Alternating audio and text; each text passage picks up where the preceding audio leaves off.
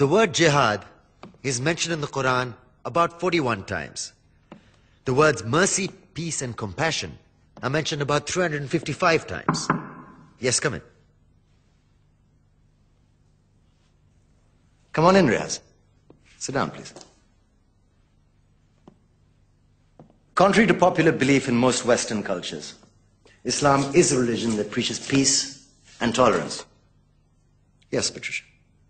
If Islam truly is a religion that preaches peace, then how come the world's most troubled spots, the West Bank, Afghanistan, Pakistan, Iraq, they're all plagued with Islamic terrorism? Well, that depends on your definition of terrorism. Some might argue that the U.S. invasions of countries like Iraq and Afghanistan are also acts of terrorism. Those were acts of war to get rid of despotic regimes. Or a means of getting at a country's oil.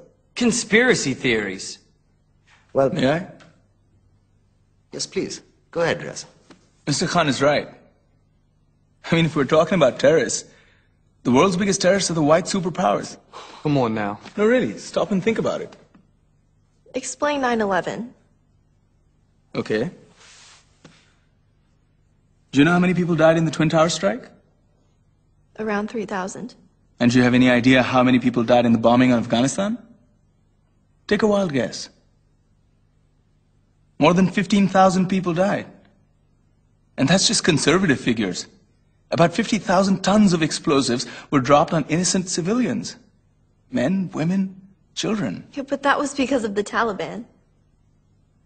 Now that you brought it up, did you know that the Taliban was a creation of the CIA to fight the Russians? Whatever. They were still harboring terrorists. Yeah, right. Terrorists that were never found.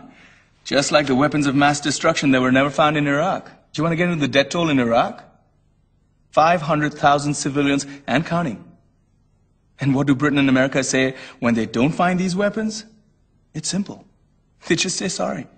And still refuse to relinquish control of these countries. What are you trying to say? What I'm trying to say is that just because you're American, wear a fancy suit, and call yourself the president, doesn't make you any less of a terrorist.